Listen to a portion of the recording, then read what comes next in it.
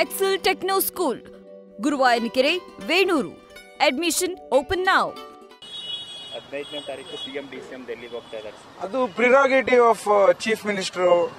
So ಹಾಗಾಗಿ high command ಜೊತೆ chief minister ಸಾಹೇಬರು ಮತ್ತು ಡಿಸಿಎಂ ಸಾಹೇಬರು ಅಧ್ಯಕ್ಷರು ಮಾತಾಡಿಕೊಂಡು ತಗೊಳ್ಳೋಂಥ ನಿರ್ಧಾರಗಳು. ಅದಕ್ಕೂ ನಮಗೂ ಏನು ಸಂಬಂಧ ಇದೆ? ನಮ್ಮ ಪಾಡು ನಾವು ಹಳ್ಳಿಲಿ ಒಬ್ಬ ಶಾಸಕತನ ಮಾಡ್ತಾ ಇದ್ದೇನೆ. ನನ್ನ ಜವಾಬ್ದಾರಿ ಏನು ಕೊಟ್ಟಿದ್ದಾರೆ ಅದನ್ನ ಮಾಡ್ತಾ ಇದ್ದೀನಿ. ಇದು ಈಗ ಸಂಪುಟ ಪುನಾರಚನೆ ಕೂಡ ಆಗುತ್ತೆ ಎಂಬ ಚರ್ಚೆ ಇದೆ. ಕೆಲವರೆಲ್ಲ ಆಗ್ರಹ ಮಾಡ್ತಾ ಇದ್ದಾರೆ ಸಂಪುಟ ಪುನಾರಚನೆ ಆಗಬೇಕು. ಅಲ್ಲ, ಮತ್ತೊಮ್ಮೆ ಅದನ್ನೇ ಒತ್ತು ಕೊಟ್ಟು ಹೇಳ್ತೇನೆ. ಇವತ್ತೇನು ಸಂಪುಟ ರಚನೆ ಮಾಡುವಂತ ವಿಚಾರ ಆಗಲಿ, ಮಿಕ್ಕಿದ ನಾನಾ ತರ ವಿಚಾರಗಳು, ಅದೆಲ್ಲ ನಮ್ಮನ್ನ ಮೀರಿ ಆಗೋಂತ ಚರ್ಚೆಗಳಿಗೆ ನಾವು ಅದಕ್ಕೆ ಪ್ರತಿಕ್ರಿಯೆ ಕೊಡುವಂಥದ್ದು ತರವಲ್ಲ.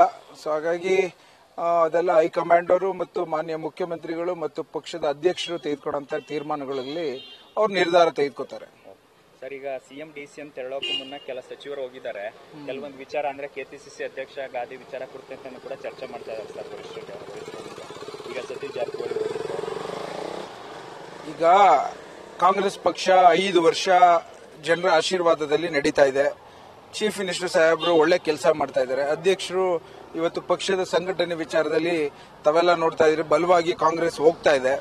ಸೊ ಹಾಗಾಗಿ ಆಗಾಗಿನ ಕಾಲದ ಆಗಂತ ವಿಚಾರಗಳನ್ನ ಹೈಕಮಾಂಡ್ ನಿರ್ಧಾರ ತೆಗೆದುಕೊಂಡಂತ ವಿಚಾರದಲ್ಲಿ ನಾವು ಶಾಸಕರಾಗಿ ಅದರ ಬಗ್ಗೆ ಮೀಡಿಯಾದಲ್ಲಿ ಮಾತಾಡುವಂಥದ್ದು ತರವಲ್ಲ ಅಂತ ಹೇಳಲಿಕ್ಕೆ ಇಚ್ಛೆ ಪಡ್ತಾರೆ.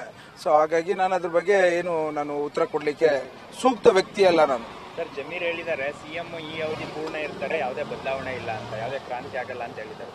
ಚೀಫ್ ಮಿನಿಸ್ಟರ್ ವಿಚಾರಕ್ಕೆ ನನಗೂ ಈಗ ಮಾತಾಡಬಾರ್ದು ಅಂತ ನೋಟಿಸ್ ಕೊಟ್ಟಿದ್ದಾರೆ. ನಾವೆಲ್ಲ ಶಿಸ್ತಿನ ಒಂದು ಸೂರಲ್ಲಿ ಕೆಳಗಡೆ ಕೆಲಸ ಮಾಡ್ತೀರಿ ಅಂತ ಅದ್ರ ಬಗ್ಗೆ ಎಲ್ಲ ನೀವು ಅವ್ರನ್ನೇ ಕೇಳಬೇಕು ಹೊರತು ನಾನು ಅದ್ರ ಬಗ್ಗೆ ಉತ್ತರ ಕೊಡ್ಲಿಕ್ಕೆ. ರಾಜಣ್ಣ ಯಾಕೋ ಬೇಜಾರಾಗಿದ್ದಾರೆ ಸರ್. ನೆಕ್ಸ್ಟ್ ಎಲೆಕ್ಷನ್ ಅಲ್ಲಿ ಕಾಂಗ್ರೆಸ್ ಕ್ಲೀನ್ ಸ್ವೀಪ್ ಆಗ್ಬೋದು ಅಂತ ತಮ್ಮ ಅಭಿಪ್ರಾಯ ಹೇಳಿದ್ದಾರೆ ಸರ್. ತುಮಕೂರಲ್ಲಿ ಆಗ ಸ್ಟಾರ್ಟಿಂಗ್ ಅಲ್ಲಿ ಒಮ್ಮೆ ಆಗಿತ್ತು, ನಾನು JDS ಅಲ್ಲಿ ನಿಂತಾಗ. ಈಗಲೂ ಅದೇ ಪರಿಸ್ಥಿತಿ ನಿರ್ಮಾಣ ಆಗ್ಬೋದು. ನೆಕ್ಸ್ಟ್ ಎಲೆಕ್ಷನ್ ನಾನು ಹೇಗೆ ನಿಲ್ತೀನಿ ಅಂತ ಗೊತ್ತಿಲ್ಲ ಅಂತ ಮಾತಾಡಿದ್ದಾರೆ ಸರ್. ಅವರು ವೈಯಕ್ತಿಕ ಅಭಿಪ್ರಾಯಗಳು, ಅವ್ರ ಬಗ್ಗೆ ಗೌರವ ಇದೆ. ಅವರು ನಮ್ಮ ಜಿಲ್ಲೆಯ ನಾಯಕರುಗಳು. ಒಂದಂತೂ ನಿಜ, ಕಾಂಗ್ರೆಸ್ ಪಕ್ಷ ಇನ್ನು ಅತ್ಯುನ್ನತ ಶಕ್ತಿಯುತವಾಗಿ 2028ಕ್ಕೆ ಮತ್ತೊಮ್ಮೆ ಅಧಿಕಾರ ಹಿಡಿತೇವೆ ಅನ್ನೋದು ವಿಶ್ವಾಸ ಇವತ್ತು ಜನರ ಒಂದು ಭಾವನೆಯಲ್ಲಿ ನಾನು ಹೇಳಬಲ್ಲೆ ನಾನು. ಸೊ ಹಾಗಾಗಿ ಕಾಂಗ್ರೆಸ್ ಪಕ್ಷ ಯಾರಿಲ್ಲರೂ ನಡೆಯುತ್ತೆ.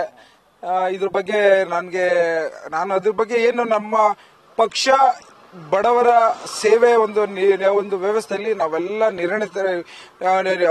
ಪ್ರಯತ್ನವನ್ನ ಮಾಡಿಕೊಂಡು ಅವರ ಸಮಸ್ಯೆಗಳನ್ನು ಬಗೆಹರಿಸುವಂತ ದಿಕ್ಕಿನಲ್ಲಿ ಹೋಗ್ಬೇಕು ಅನ್ನೋದನ್ನ ಪ್ರತಿ ಬಾರಿ ಹೇಳ್ತಾ ಇರ್ತೀನಿ. ಸೊ ಹಾಗಾಗಿ ಜನರ ನಿರೀಕ್ಷೆ ಬಹಳಷ್ಟು ಅಪಾರವಾಗಿದೆ. ಮೊದಲನೇ ಹೆಜ್ಜೆಯಲ್ಲಿ ನಾವು ಪಾಸ್ ಆಗಿದ್ದೇವೆ, ಗ್ಯಾರಂಟಿಯ ಒಂದು ಕಾರ್ಯಕ್ರಮ ಕೊಟ್ಟು. ಈಗ 2ನೇ ಕಾರ್ಯಕ್ರಮನ ದೊಡ್ಡ ಮಟ್ಟದಲ್ಲಿ ಕೊಡಬೇಕು ಅಂತ ನಾವೆಲ್ಲ ನಿರೀಕ್ಷೆಯಲ್ಲಿ ಇದ್ದೇವೆ. ಅದನ್ನ ಆಗುತ್ತೆ ಅಂತ ನಾನು ಭಾವಿಸ್ತೇನೆ. ನಾನು ನ್ಯೂಸ್ ಫಸ್ಟ್, ನಿರ್ಭೀತಿಯಿಂದ ನಿಮ್ಮ ಪರವಾಗಿ.